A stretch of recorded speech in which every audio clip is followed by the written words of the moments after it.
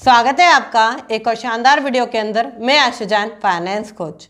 आज हम बात करेंगे कि एसआईपी और पीपीएफ में क्या अंतर है, कौन सा कराना बेटर है, कौन सा कराने पे आपको अच्छा रिजल्ट मिलेगा और मैं कौन सा आपको सजेस्ट करना चाहूँगी। साथ ही साथ हम वो भी जानेंगे कि बेनिफिट के साथ साथ कौन कौन से ऐसे कंसेप्ट हैं जिन पर हमें गौर करना ज़रूरी है जब हम पीपीएफ कराते हैं या एसआईपी कराते हैं। क्योंकि मेरे एक व्यूवर ने मुझसे सवाल पूछा कि मैम पीपीएफ कराना बेटर है या एसआईपी कराना बेटर है, कौन सा कराना बेटर है, इसके ऊपर डेप्थ में बताएं। तो मैं आज आपको ये सारे जो सवाल हैं आपके सभी को क्लियर करने वाली हूँ। अगर आप इस चैनल पर नए आए हैं तो चैनल को अभी सब्सक्राइब कर लीजिए, बेल आइकन को हिट कर दीजिए जिससे कि ऐसी नॉलेजेबल वीडियो आप बिल्कुल भी मिस ना करें। शुरुआत करते हैं। देखिए, वीडियो की शुरुआत करने से पहले आपसे एक छोटा सा प्रॉमिस मैं लेना चाहूँगी। आप इस सेशन पर आ रहे हैं, सारी चीज़ों को देखेंगे, समझेंगे, मगर एक खुद से प्रॉमिस कीजिएगा कि मैं एसआईपी और पीपीएफ में से एक निवेश जरूर करूँगा। जब आप इन्वेस्टमेंट करते हैं तो अपना लॉन्ग टर्म प्लान करते हैं तो इन्वेस्टमेंट ज़रूरी है। इसलिए आप खुद से प्रॉमिस कीजिए, मुझे कमेंट कीजिए कि मैं इन्वेस्टमेंट करूंगा, जिससे कि मैं भी समझ सकूं कि हाँ, अगर मैं आपके सवालों के ऊपर एक वंडरफुल सेशन लेकर आ रही हूँ तो आप उसे इम्प्लीमेंट कर रहे हैं। तो कमेंट कीजिए कि मैं इन्वेस्टमेंट ज़रूर करूँगा और आज ही से करूँगा, जिससे कि आप खुद से एक वादा कर पाएँ और आगे बढ़ पाएँ। देखिए, एसआईपी क्या होती है? एसआईपी होता है सिस्टमैटिक इन्वेस्टमेंट प्लान। मतलब कि आप हर महीने पैसे डालते हैं इसमें और हर महीने एक अमाउंट फिक्स डिपॉजिट के तौर पर, फिक्स डिपॉजिट तो नहीं कहेंगे, एक फिक्स इनकम आप डालते हैं और एक लॉन्ग टर्म में आप देखते हैं तो एक अच्छा रिजल्ट आपको मिल सकता है। पीपीएफ होता है पब्लिक प्रोविडेंट फंड। सेम इसमें भी डाला जाता है, इसमें भी एक अमाउंट आप डालते हैं और एक अच्छा निवेश का रिटर्न का कहीं ना कहीं संभावित पता करने की कोशिश करते हैं। एक रिजल्ट मैं आपको बताती हूँ। इसमें एक चीज़ आपको देखने की जरूरत है, जिसमें ब्याज दर है। एसआईपी में जो ब्याज दर है वो आपको 12 से 15% देखने का मौका मिलेगा, बट पीपीएफ में आपको वो 7.1% ही मिलेगी, इससे ज़्यादा नहीं मिलेगी। एसआईपी में आप 500 रुपये से शुरुआत कर सकते हैं और लिमिट नहीं है, आप कितना भी इसमें इन्वेस्ट कर सकते हैं। सेम इसी में भी है, पीपीएफ में भी आप 500 रुपये से शुरुआत कर सकते हैं और कितना भी इसमें आप डाल सकते हैं। एसआईपी में आपको कंपाउंडिंग देखने को मिलती है, मतलब कि पैसा बढ़ते हुए मिलेगा, ब्याज पर भी ब्याज, ब्याज पर भी ब्याज देखने को मौका मिलेगा। पीपीएफ में अलग अलग होता है, कभी आपको सिंपल भी मिलता है, कंपाउंडिंग में मिलता है, यह आपको देखना पड़ेगा। अधिकतर लोग कंपाउंडिंग ही इसमें प्रोवाइड करते हैं, बट कुछ ऐसी स्कीम भी अब आ चुकी हैं जिसमें कि सिंपल इंटरेस्ट मिलता है और लोगों को पता नहीं चलता। इसलिए आपको देखने की जरूरत है, जब आप जा रहे हैं तो पूछिए ज़रूर इसमें सिंपल इंटरेस्ट मिल रहा है या कंपाउंडिंग मिल रहा है, जिससे कि आप एक सही निवेश कर पाएँ। पीपीएफ में आप टैक्स सेविंग कर सकते हैं और एसआईपी में कोई मैच्योरिटी नहीं होती, आप कितना भी इसमें पैसा इन्वेस्ट कर सकते हैं और कितने भी लॉन्ग टर्म के लिए आप कर सकते हैं। बट पीपीएफ में इसमें क्या होती है, इसमें 15 साल तक का लॉकिंग पीरियड होता है, 5-5 साल करके आप इसको बढ़ा सकते हैं, बट लास्ट इसका 15 साल होता है। इन दोनों चीज़ों को देखने की जरूरत है कि कौन कौन से में बेटर है और किस में आपको फ़ायदा है। मैं थोड़ा सा आपको स्क्रीन पर बताती हूँ जिससे कि आप और क्लैरिटी से समझ पाएंगे। एग्जाम्पल के तौर पर मैं एक अमाउंट लेकर चलती हूँ जो कि है मात्र 5,000 रुपये। मैं आपके सामने कैलकुलेटर ऑन करती हूँ जिससे कि आप और अच्छे तरीके से मेरे साथ मेरी स्क्रीन पर समझ पाएँ और काफ़ी अच्छे तर्क आप समझ पाएँ। एक चीज़ मैं कहना चाहूँगी, बहुत सारे लोगों को नहीं समझ में आता कि एसआईपी जो है वो कैसे स्टार्ट की जाती है। एसआईपी आप म्यूचुअल फंड में निवेश करते हैं और ये कहीं से भी स्टार्ट कर सकते हैं। आप इसमें म्यूचुअल फंड में थोड़ा सा पढ़कर इसके बारे में इन्वेस्ट करना शुरू कर सकते हैं और ये लो रिस्क होती है, रिटर्न आपको अच्छा मिल सकता है। और जो पीपीएफ है ये आपको पोस्ट ऑफिस, बैंक वगैरह से सपोर्ट करके आप वहाँ से भी ओपन करा सकते हैं। जैसे कि मेरी स्क्रीन आपको दिख रही होगी, मैं चलती हूँ कैलकुलेटर पे लेके, ठीक है। एक न्यूनतम राशि लेते हैं, हम लेते हैं 5,000 रुपये, ठीक है। आप यहाँ पर कितना भी इन्वेस्ट कर सकते हैं अपनी मर्जी के अनुसार, ठीक है। मैंने यहाँ पे लिया 5,000 रुपये। मैं कहती हूँ कि हम इसे हर महीने डिपॉजिट करेंगे, ठीक है, हर महीने से भरेंगे, इन्वेस्ट करेंगे। तो ये आपका मल्टीप्लाई सालाना 60,000 रुपये हो जाता है। मतलब कि एक साल में आप 60,000 रुपये भरेंगे, SIP हो या PPF हो, क्योंकि दोनों को ही क्लियर करके मैं बताऊंगी।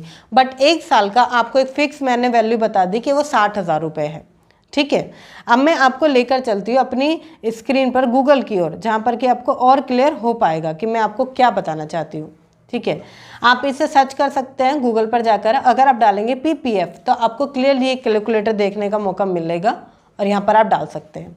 ठीक है, मैंने वही वैल्यू रखी 5,000 रुपये, बट यहाँ पर हम 5,000 नहीं रख सकते बिकॉज यहाँ पे सालाना इन्वेस्टमेंट आ रहा है। तो हम अगर इसको 60,000 करेंगे, मतलब 60,000 जो हमने लगाया था, कि अगर हम 5,000 हमेशा सालाना करते हैं तो कितना आता है। ठीक है, तो आप देख सकते हैं 60,000 मेरी वैल्यू हो गई। ठीक है, एक लॉकिंग पीरियड रख दिया हमने 20 साल तक का। ठीक है, अपनी मर्जी अनुसार। आपकी एज अगर 25 है तो आने वाले 45 साल आप प्लान कर सकते हैं, 20 है तो आने वाले 40 साल प्लान कर सकते हैं, और हाँ 30 है तो आने वाले 50 साल आप प्लान कर सकते हैं जब आप 50 साल के होंगे। और अभी भी देरी नहीं हुई, अगर आपकी उम्र 35 साल 40 साल है तो अभी भी देरी नहीं हुई, आप अपना रिटायरमेंट प्लान कर सकते हैं। 60-65 की उम्र में एक अच्छा रिटर्न आपको ज़रूर मिलेगा। तो जैसे कि हम देख रहे हैं यहाँ पर हमने 60,000 रुपये इन्वेस्ट करने हैं ईयरली में। ठीक है, 20 साल तक का हमने पीरियड लगाया है और 7.1 का हमने यहाँ पर कहीं ना कहीं यहाँ पर रिटर्न लगाया है। ठीक है, इन्वेस्टमेंट अमाउंट है हमारी 12 लाख रुपए। ठीक है, 12 लाख रुपए हमारी इन्वेस्टमेंट अमाउंट है, और जो इसका इंटरेस्ट हो जाता है टोटली वो हो जाता है हमारा 40 लैक्स। ठीक है, और टोटल वैल्यू 26 लाख रुपए हमारी, लगभग 26.5 लाख हमारी वैल्यू हो जाती है।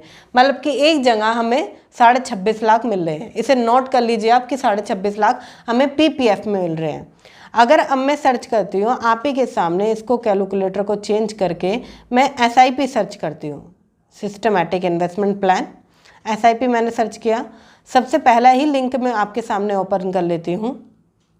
ठीक है, अब एक चीज़ ध्यान से देखिएगा, बहुत सारे लोग इसमें कंफ्यूज हो जाते हैं। यहाँ पर मंथली इन्वेस्टमेंट लिखा है, मंथली इन्वेस्टमेंट जो हमारी थी 5,000 रुपये, यहाँ पर हमें 60,000 रुपये लिखने की जरूरत नहीं है। ठीक है, 12% इसका संभावित रिटर्न है, मगर कभी कभी 12 भी होता है, 15 भी होता है, 18 भी होता है। और बहुत सी ऐसी कंपनियों में जब हम निवेश करते हैं जो कि बहुत ही सही कंपनी है तो हमें 21, 22 और 25% तक देखने का मौका मिल जाता है, क्योंकि लोगों ने यहाँ पर अच्छे अच्छे रिटर्न निकाले हैं। ठीक है, यहाँ पर सेम पीरियड लेंगे हम 20 साल तक का, और हम अगर इसको थोड़ा सा देखें तो हमारी वैल्यू जहाँ पर इन्वेस्टमेंट अमाउंट है तो सेम ही इन्वेस्टमेंट अमाउंट हमारी आ रही है जो कि है 12 लाख रुपए। ठीक है, बट रिटर्न इसका जो हो जा रहा है वो रिटर्न है 37 लाख रुपीज़, मतलब कि लगभग 38 लाख रुपए यहाँ पर हमें एक्स्ट्रा रिटर्न देखने को मौका मिल रहा है, और टोटल वैल्यू हमारी हो जा रही है 50 लाख रुपए। अब आप सोचिए किसमें ज़्यादा फ़ायदा है, किसमें आपको करना चाहिए, क्योंकि यहाँ पर मैंने आपको स्क्रीन पर सभी चीज़ें क्लियर कर दी कि PPF में कितना मिलेगा और यहाँ पर आपको कितना मिलेगा। PPF में जहाँ आपको 25 लाख रुपए समथिंग ही पूरा मिल रहा है, बट यहाँ पर आपको 50 लाख रुपए, मतलब कि उसका डबल आपको मिल रहा है। और यहाँ पर अगर मैं कहूँ जब हमारा जो रिटर्न है वो 15% तक जाता है, जो कि बहुत सी कंपनियाँ दे जाती हैं। तो इन्वेस्टमेंट अमाउंट हमारा 12 लाख रुपए है, बट रिटर्न यहाँ पर 63 लाख रुपीज़, मतलब कि लगभग 64 लाख रुपए का हमारा रिटर्न है, और टोटल वैल्यू हो जाती है 75 लाख रुपए। कभी भी हम जब निवेश करते हैं या इन्वेस्टमेंट करते हुए हम कभी ध्यान नहीं देते कि हमारा पैसा बढ़ेगा कैसे, हमने बस सोचा कुछ भी और कर दिया। अब आप एक चीज़ समझने की कोशिश कीजिए, इन दोनों में थोड़ा सा ही अंतर है। जहां आपको सेम अमाउंट, ठीक है, डालने पर 25 लाख रुपए समथिंग मिल रहे हैं, वहीं सेम अमाउंट आपको डालने पर 50 लाख और 75 लाख रुपए तक मिल सकते हैं। तो कहाँ आपको डालना चाहिए वो आप खुद डिसाइड कर सकते हैं। आपको इनको ब्याज दर को समझना ज़रूरी है। बहुत सारे लोग ब्याज दर को नहीं समझ पाते, उन्हें लगा कि 7.1 सही तो है, बस मिल रहा है। एक बात समझिए, मैं हर सेशन में बताती हूँ और मैं कहीं ना कहीं, क्योंकि ये आपको क्लियर होना चाहिए, जो इन्फ्लेशन है वो 10% की दर से बढ़ रहा है। तो इन्फ्लेशन यहाँ है, आपका PPF यहाँ है, तो उसका फ़ायदा कहाँ है ये देखिए, उसका कहीं आपको बेनिफिट नहीं मिलने वाला। एक चीज़ समझने की कोशिश कीजिए। वहीं अगर आपकी इन्फ्लेशन यहाँ है, ठीक है, और थोड़ा ही पीपीएफ अगर उसके बराबर भी है तब भी कोई बेनिफिट नहीं है। आपका जो भी इन्वेस्टमेंट है वो इन्फ्लेशन से ऊपर होना चाहिए। कहने का मतलब उसमें रिटर्न आपको बेहतर मिलना चाहिए। जहां आपने देखा कि जहां आपको 7.1% मिल रहा है, वहीं अगर 12% की दर से मिल रहा है तो वहाँ बेहतर है। बहुत सारे लोग कराते नहीं हैं, बहुत सारे लोग सोचते समझते रह जाते हैं और कभी एक अच्छा अपने ऊपर नहीं कर पाते। मैं एक चीज़ कहूँगी, 5,000 रुपये नहीं हो सकते ना, मैं मात्र कहूँगी आपको 1,000 रुपये, आप स्क्रीन पर देख सकते हैं मेरी, मात्र 1,000 रुपये, 15% तक का आपका रिटर्न और मात्र 20 साल, ठीक है। तो आप देख सकते हैं 2.5 लाख रुपए इन्वेस्टमेंट है, ठीक है। रिटर्नेट वैल्यू 12.5 लाख रुपए है, मतलब कि मेरे को रिटर्न जो मिल रहा है 12.5 लाख रुपए का मिल रहा है। टोटल वैल्यू 15 लाख रुपए हो जाती है। मात्र 1,000 रुपये, वही 1,000 रुपये जो आप खर्च कर देते हैं इधर उधर, वही 1,000 रुपये जो कहीं भी चले जाते हैं आपको पता नहीं चलता, वही 1,000 रुपये जिस दिन आप बाहर खाना जाते हैं तो कब खत्म हो जाते हैं पता नहीं चलता, वही 1,000 रुपये है ये। अगर मैं इसको थोड़ा सा आपकी सुविधा के लिए मैं करती हूँ 30 साल, हाँ, तो आप देखेंगे, सॉरी यहाँ पर अगर मैं 30 साल करती हूँ तो आप देखेंगे कि 3.5 लाख, मतलब कि 3.5 लाख मेरी इन्वेस्टमेंट है। रिटर्न वैल्यू जो है मेरे 66 लाख रुपए है। टोटल वैल्यू 70 लाख रुपए हो जाती है, मतलब 30 साल के अंदर। अगर आपकी उम्र अभी 25 साल है तो आने वाला रिटायरमेंट आप प्लान कर सकते हैं मात्र 1,000 रुपये से। आने वाला फ्यूचर आप प्लान कर सकते हैं मात्र 1,000 रुपये से। 1,000 रुपये से आप खुद की सिक्योरिटी प्लान कर सकते हैं, आपको किसी पर डिपेंड नहीं रहना पड़ेगा कभी भी, तो ये बेटर हो सकता है। अगर मैं इसको लास्ट 40 करती हूँ, आपकी उम्र 25 है और लगभग 65-70 की उम्र में आप लेते हैं इस पैसे को, तो 4.5 लाख रुपए आप इन्वेस्ट करते हैं, लगभग 5 लाख रुपए मान लेते हैं। बट यहाँ पर रिटर्न देखिए, यहाँ पे 3 CR 3 करोड़ रुपए का आपको रिटर्न मिल रहा है और लगभग 3 करोड़ 14 लाख रुपए आपको जब आप निकालते हैं इसको 40 साल बाद तब आपको देखने का मौका मिलता है। तो ये बेटर है या क्या बेटर है, सोचने की जरूरत है आपको। और कहीं भी आप अपना पैसा लगाएं तो वहाँ पर थोड़ा सा एनालाइज कीजिए, ब्याज दर को समझिए, क्योंकि ब्याज दर सबसे इंपॉर्टेंट आती है वहाँ पर। इंटरेस्ट आपको कितना मिलने वाला है, रिटर्न आपको कितना मिलने वाला है, और हाँ वो कंपाउंडिंग है या नहीं, ये समझने की जरूरत है।